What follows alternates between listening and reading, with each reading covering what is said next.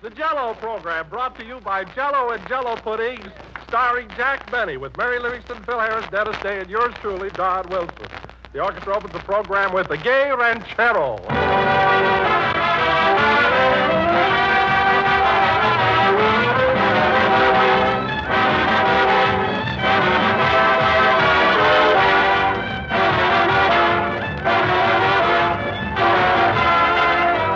The way to buy Jell-O, ladies and gentlemen, is to get several packages at a time and use them as you want them. And with the new Jell-O, you can do this without any fear that your supply of Jell-O will lose flavor and freshness as it stands on the pantry shelf. You can now buy a dozen packages of Jell-O at one time and know that they will all stay at the peak of their goodness until you want them. Because today, Jell-O's flavor is locked into the Jell-O particles by an exclusive Jell-O process. The tiny Jell-O particles deliver their full-strength flavor to you intact. Now prove it for yourself. Open a package of Jell-O. Notice that there's no telltale aroma, no sign of escaping fragrance and flavor. But the instant you dissolve the Jell-O, you unlock its captive flavor, and out it pours in all its original richness. Tomorrow, when you order Jell-O, order several packages. Get all of Jell-O's 6 delicious flavors, and always have a full assortment on hand from which to choose. You can keep Jell-O as long as you please. Its flavor doesn't go away. We put it in, and it's there to stay.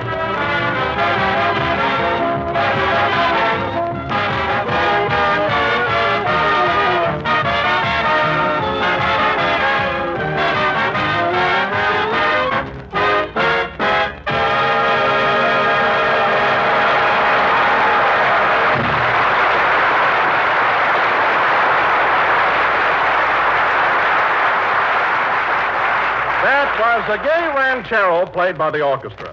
And now, ladies and gentlemen, it is my very great honor to bring you a man who last Sunday on this program gave you what was undoubtedly the finest performance of his acting career. That's right, Dr. Jekyll and Mr. Hyde. So without further ado, I give you the only actor in America who can make Jekyll and Hyde sound like Brenda and Cobina, Jack Benny.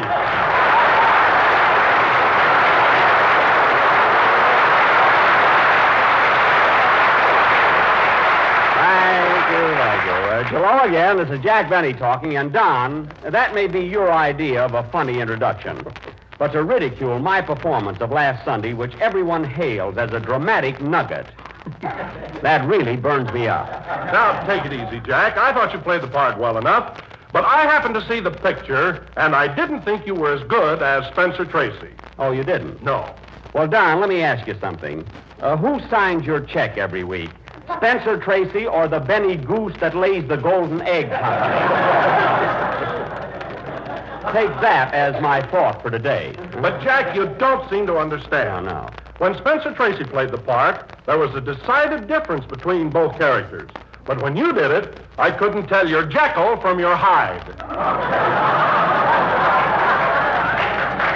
Well, you can't tell your stomach from an igloo.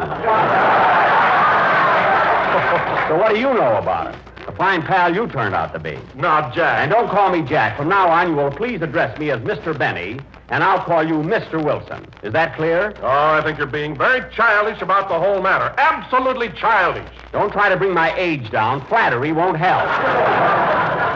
Remember that, Mr. Wilson. Mr. Wilson? Who's Mr. Wilson? That hulk over yonder.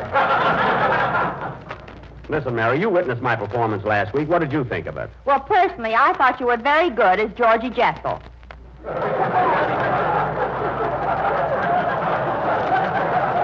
I wasn't Jekyll, I was Jekyll. Dr. Jekyll. Well, in that case, phooey. Phooey? What do you mean, phooey? I don't get it. All right, take the word lovely and fool around with us. Let's see. Lovely, lively, Mr. Benny to you. And let me remind you and Mr. Wilson of something that you both may have forgotten. When I switched from Dr. Jekyll to that horrible Mr. Hyde and that gruesome look came over my face, women in the audience screamed. One of them even fainted. Well, it won't happen today. They caught that mouse. Oh, then I guess I can take these bicycle clips off my pants.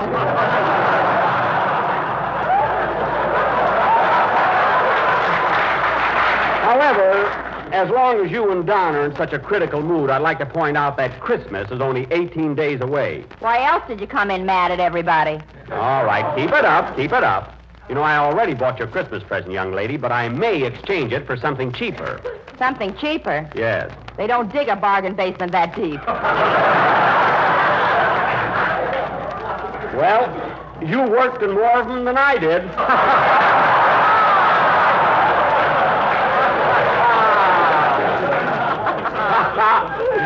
I can go along with a ouch. You do that once more, Miss Livingston, and there'll be a... Oh, hello, Dennis. Hello, Mr. Benny. Gee, was that a performance you gave last week? Was that a performance? Well, thanks, Dennis. I'm glad you liked it. Not only me, my whole family thought you were wonderful. That's nice. I'm glad someone appreciated me. Listen, Jack, the trouble with you is the minute you do something halfway good, it goes right to your head. Mr. Benny was wonderful. Quiet. Why, to hear you talk, Jack, anyone would think you were the biggest ham in Hollywood. Oh. I'd like to see a bigger one, by golly.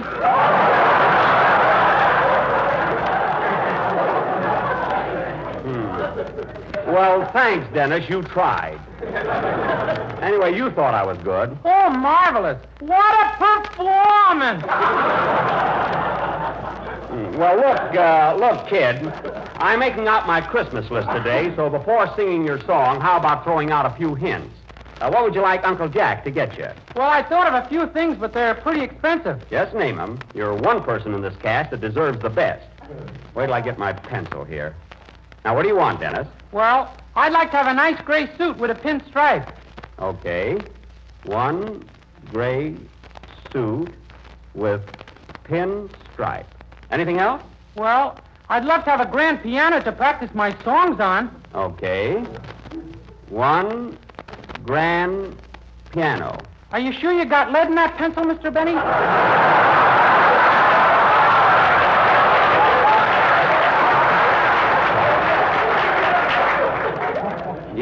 Yes. Now, what else do you want, Dennis? Well, I've always wanted one of those toy birds on a stick, and when you swing it around your head, the bird goes... Okay. One bird on stick. Now, what else do you want? Oh, stop, will you? You're just trying to make Don and me jealous. Dennis isn't going to get all that stuff. Well, he's getting something he wants. Gee, I wonder what it is. I'll give you a hint, kid.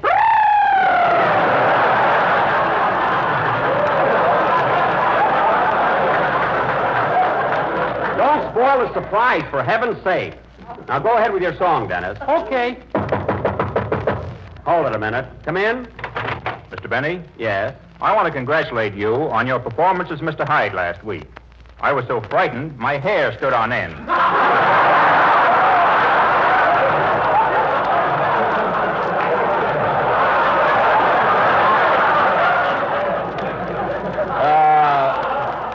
Your hair? What hair? Right there. Stand up, Herman. Oh, get out of here. Herman. Well, I suppose if you only got one hair, you might as well have a name for it. Sing, Dennis.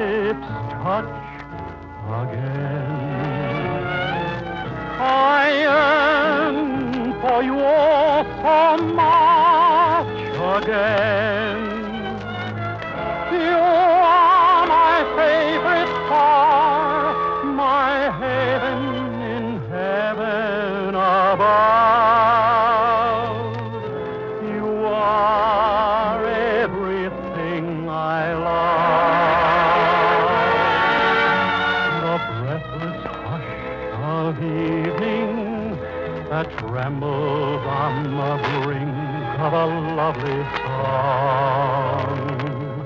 You are the angel glow that lights a star, the dearest things I know. Ladies and gentlemen, a special announcement. The entire regular personnel of the sheriff's and police office has been placed on a 2-platoon basis with 12-hour shift. All auxiliary personnel has been directed to stand by for emergency service instructions. The regular county defense program is functioning in an orderly manner, and citizens are urged to remain calm and avoid all unnecessary confusion because of hysteria. Citizen volunteers are asked to go quietly to their nearest police or fire stations and offer their services if they wish to help. There is no immediate cause for alarm, and coolness will accomplish more than anything else.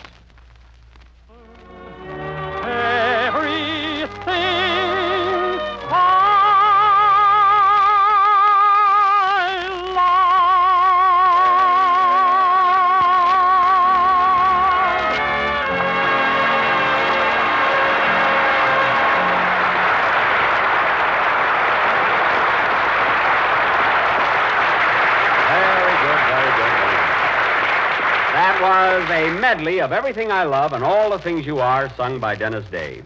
Very good, Dennis, but what's the idea of singing 2 songs today, huh? Well, Mr. Benny, I've got 2 girls, and I thought I'd dedicate a number to each of them. 2 girls? Well, that's modern youth for you. You know, Dennis, when I was your age, I was satisfied with only 1 girl. Gussie Bagelquist.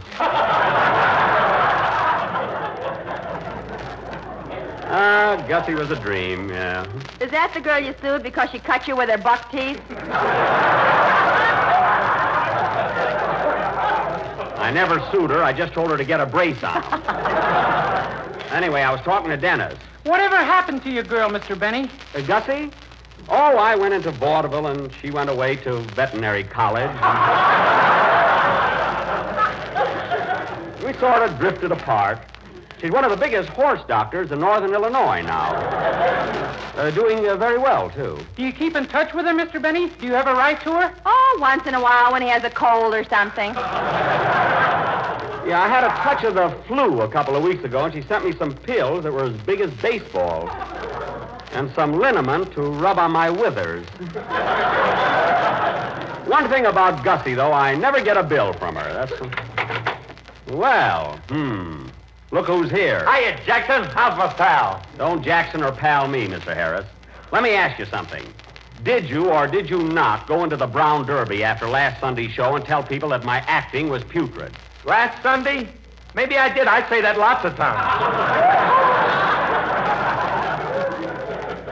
Well, you did. You told everybody at your table that I was very bad as Jekyll and Hyde. How do you know? Because I've got a waiter there that spies for me. Naturally, you couldn't tip a waiter just for waiting on you. Mary, that's a little arrangement between Andre and me. Yeah, I should have known that waiter was a spy. His mustache fell in my soup. Is he wearing a false mustache? I told him not to overdo it. Anyway, Phil, you did run down my performance. Yeah, but I changed my mind about that. You know, I met one of the greatest dramatic actors in this town last night, and he said you were great. Orson thought you were terrific. Who, Orson Welles? No, Orson Buggy. Ain't that a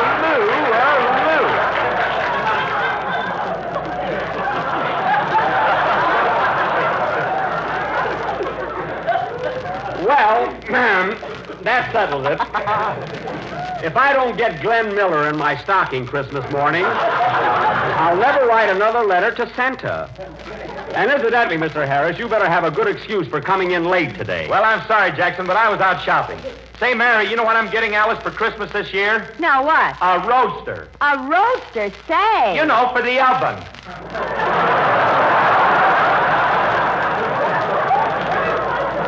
That's a roaster. Buys his wife a roaster for Christmas and calls it a roadster. All right, I'll put wheels on it. That's a Sharpie, eh, Jackson? It's a Sharpie, eh, Jackson? Sharpie. And don't call me Jackson. I'm Mr. Benny to you and to everybody else on this program except Dennis. You mean I can call you Jack? Yes, until I make up with the others. What burns me up, I worked my head off on that play last week and did a swell job. You sure did, Jack. And this little episode just shows me who my friends are. That's telling them, Jack. After all, I had to follow a pretty good actor in that part, Spencer Tracy. Why, I would never have even tried it if we both hadn't won the Academy Award. Wait a minute. When did you ever win the Academy Award? And another thing. I said, when did you ever win the Academy Award? And another thing. Answer my question. When did you win the Academy Award? I wish I had, brother. Would I have you in a spot?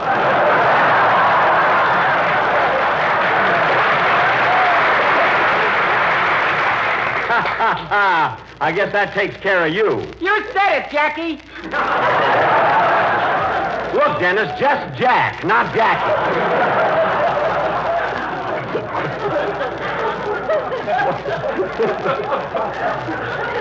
Give him an inch, he wants to take a whole foot. What a gang. I got a good mind to go home. Oh, for goodness sake, Jack, will you stop acting like a baby? You ought to know the whole thing was a rib. Oh, sure. As a matter of fact, I liked your performance in Jekyll and Hyde so much that I wrote a sequel to it. Well, ain't you the fat little Noel coward? Who cares what you wrote? And Jack, now get this. As a favor to me, I want you to play the leading part in this drama. I'll tell him when he comes in. You can keep your old sequel. But you've got to help me out, Jack. There's no one else in the cast with sufficient dramatic ability to handle it. Look, I'm not going to... Dramatic, eh? Well, all right, Don, I'll do it. I thought you were mad at him. Never mind. You'd go over Niagara Falls in a Dixie cup if someone told you it was dramatic.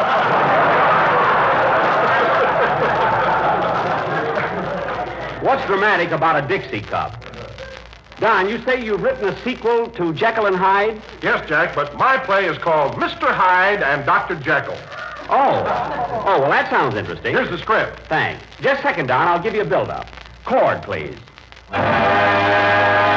And now, ladies and gentlemen, Mr. Don Wilson, that eminent American author, has written another of his famous one-act plays. Take it, Don. The scene is the residence of Mr. and Mrs. Homer D. Hyde in the thriving little town of Upper Plate, Indiana. It is 7:30 p.m. Curtain, music.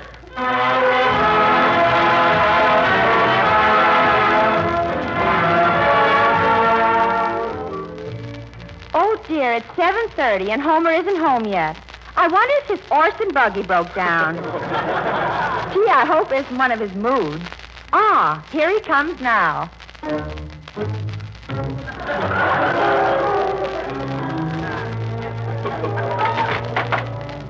Good evening, Homer, dear. You're a little late, aren't you? All right, I'm late. And I'll be late any time I feel like it. Aren't you going to kiss me, darling? Kiss me every night a kiss. I'll kiss you with this umbrella. Ouch! I'm going to bed. Good night. But, Homer, you haven't even said hello to the twins, Otto and Blotto. Say hello to Daddy, children. Hello, Daddy. Hello, Daddy.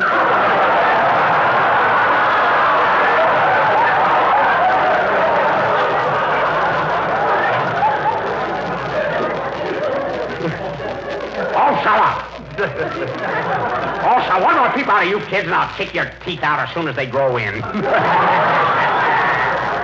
I'm going to bed now. But, Homer, darling, you haven't had your dinner yet. Dinner, every night dinner. I don't want any dinner. But, Homer, dear, at least have some dessert. What kind of dessert? I won't tell you, but I'm sure you like it. Here, have a dish. Very well. I'll try it. But if I eat it and decide I don't like it, someone will be dead. Murdered.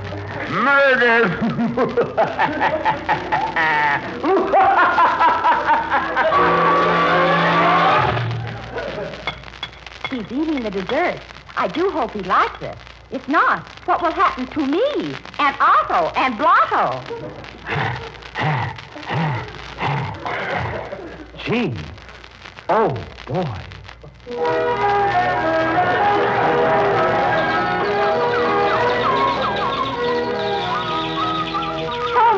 Homer, speak to me.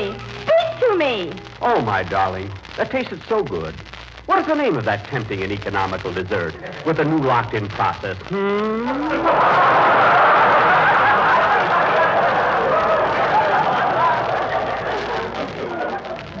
Oh, dear. And it comes in 6 delicious flavors. Strawberry, raspberry, cherry, orange, lemon, and wine. My sons, at last I love you.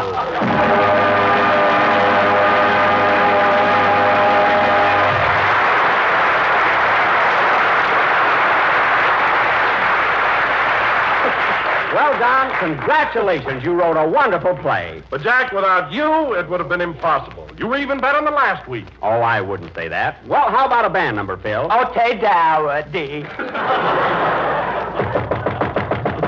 Hold it. Come in. Well, Mr. Benny, you did it again. Were you scared? Look at Herman. He just won't go down. What a head he's got. That's the only persimmon I ever saw with brown eyes. Play, Phil.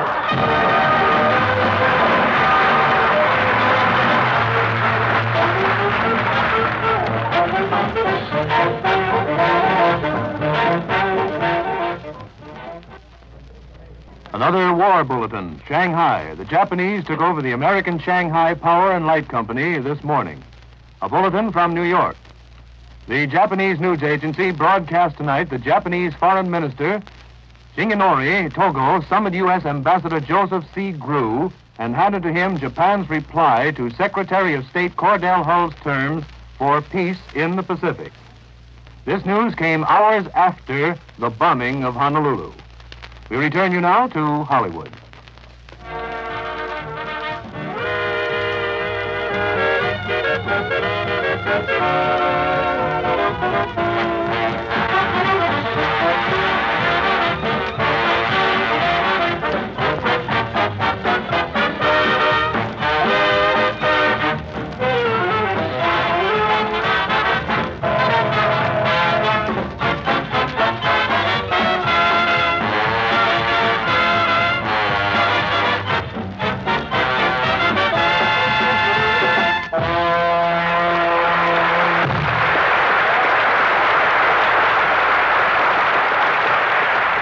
That was Mango from Weekend in Havana, played by Blotto Harris, and that goes for the whole orchestra. And now, ladies and gentlemen, I would like to announce that next week is a special attraction. Gee, Mr. Benny, I can't get over the way you played Mr. Hyde just now. Was that a performance?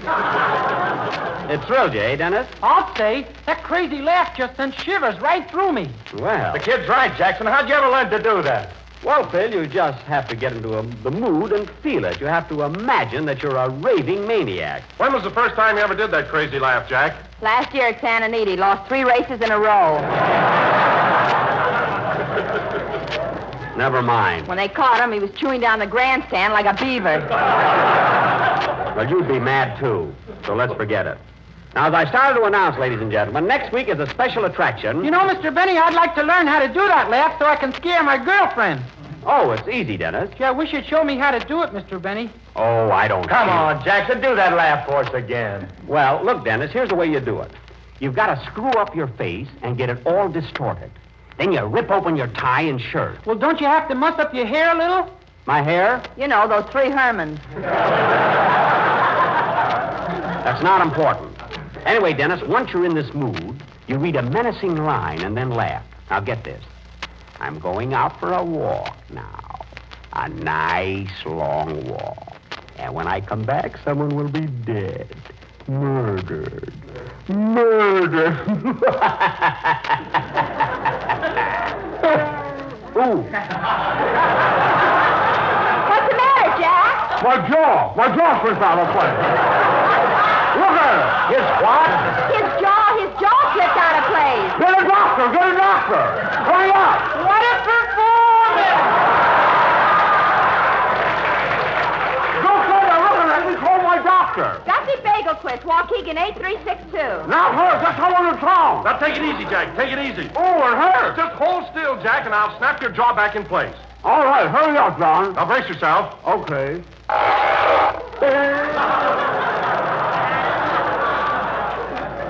Thanks, Don. Dennis, the next time you want me to show you something, wait till the program's over. Well, it's your own fault for showing off. I wasn't showing off. Phil, well, I got a few left over from last week. Put those fish back in the piano.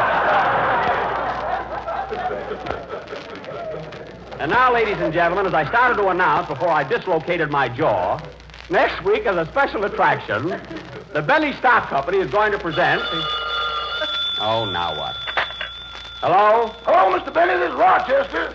What do you want? Boss, it's no use. I tried, and I can't get Carmichael to go to sleep. Rochester, that polar bear's got to go to sleep. He's supposed to have been in hibernation over 10 days ago. Uh-huh. If Carmichael doesn't get to sleep by the middle of this month, he'll be a wreck in the spring. Where is he now? Sitting up in bed reading Esquire. Esquire? Well, take it away from him. Oh, come now, boss. He's been around.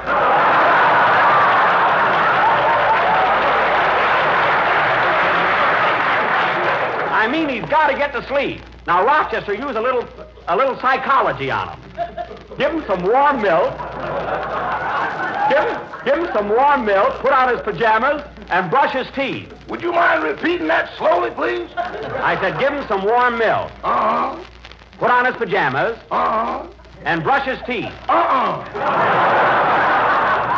Rochester, what are you afraid of? That bear is as gentle as a lamb. He wouldn't bite you. He wouldn't, eh? No. Then why am I the largest single user of Band-Aids in the USA? Rochester, listen, Carmichael doesn't hate you. He likes you. He likes everybody. Then what happened to the gas man?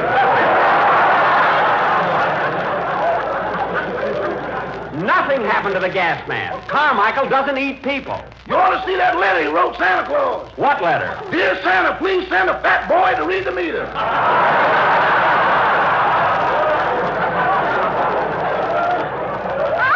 Oh, stop making things up. Now, you keep Carmichael in bed, and when I come home, I'll sing Rockabye Baby to him. That'll put him to sleep. Okay, so long. So long. Oh, say, boss. Now what? Are you coming home for dinner tonight? Yes. Well, that'll finish up the wild duck. Good. So long. I gotta get that bear to sleep before Christmas, or he'll want a present. Play, Phil. Ooh, my jaw.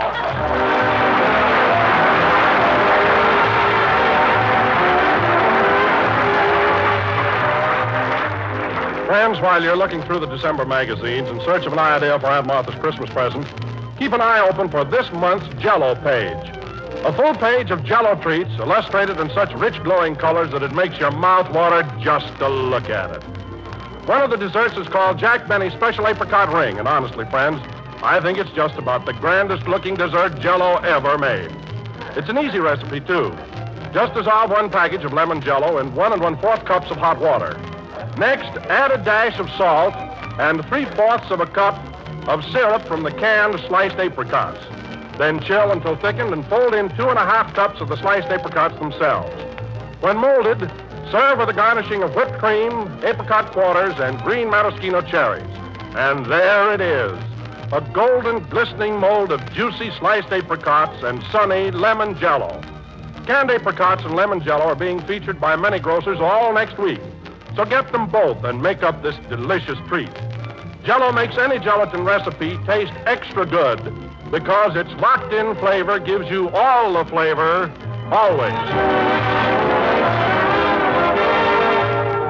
This is the last number of the 10th program in the current Jell-O series, and we will be with you again next Sunday night at the same time. Well, Mary, you want to have dinner at my house tonight? No, thanks. I've had so much of that duck, I'm a bigger quack than Gussie. Don't pay any attention to her, Gussie. Good night, folks. Phil!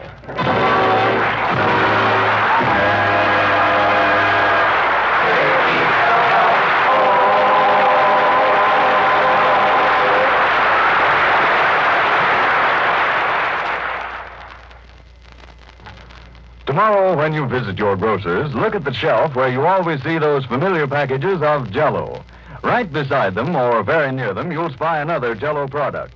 Jell-O puddings in 3 grand flavors: chocolate, vanilla, and butterscotch.